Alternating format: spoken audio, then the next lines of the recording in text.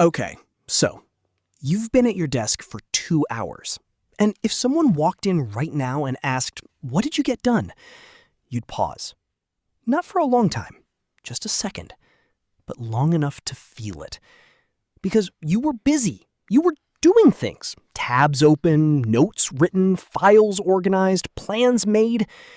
You just can't point to anything that actually moved.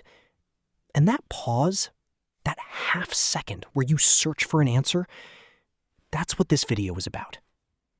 Here's what most people think happened in those 2 hours.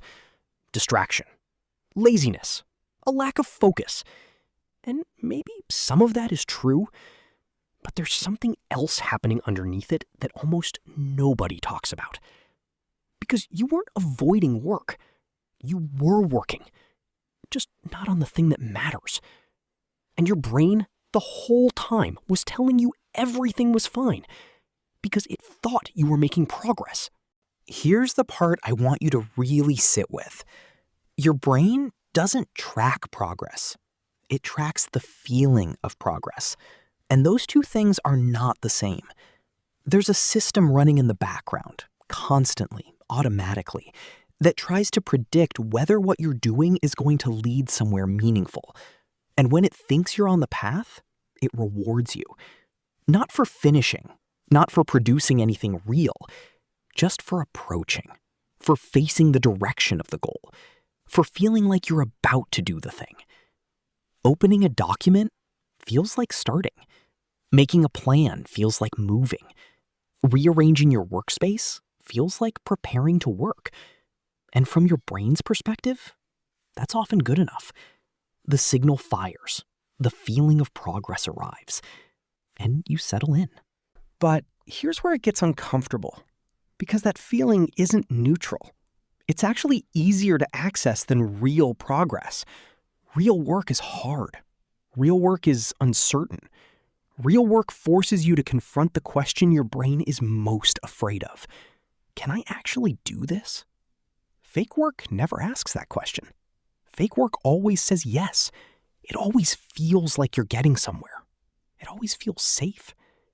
And so your brain, being the learning machine that it is, starts to notice something. One path is uncomfortable and uncertain. The other path delivers the same feeling of movement with none of the risk.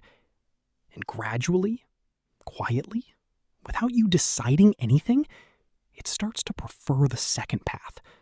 Not because you became lazy, because your brain optimized for the feeling of working rather than the work itself. And this is where I want to slow down, because there's a word for what happens when you get stuck in that state. Orbiting. You're not doing the thing, but you're not doing it either. You're circling it, getting close, preparing, planning, reviewing, adjusting, living in the almost. And the longer you orbit, the more familiar that state becomes. And the more familiar it becomes, the more your brain starts calling it productivity.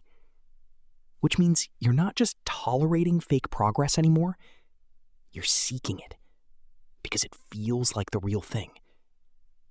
But it doesn't go anywhere. And here's the part that makes this feel strange. You can spend 4 hours in that state and feel exhausted afterward. Not because you did something difficult, because your brain spent 4 hours simulating effort, generating the feeling of work without the output of work. That's the quiet cost. Not wasted time exactly, borrowed energy, used up on something that never actually happened. And once you see that, you start noticing it everywhere. In the tab you opened but never read. In the plan you made but never started. In the meeting that felt productive but produced nothing. The feeling of progress and actual progress look almost identical from the inside, but they don't lead to the same place. There's nothing wrong with you for ending up here. Given how your brain works, given how it learns, given how much easier the feeling of progress is to access than progress itself, This is exactly what was supposed to happen. But noticing the difference between orbiting and moving, that's where everything starts to shift. There's one more layer underneath this. It's about why certain tasks get orbited more than others, and why the ones that matter most are almost always the ones you circle longest. That's the next one.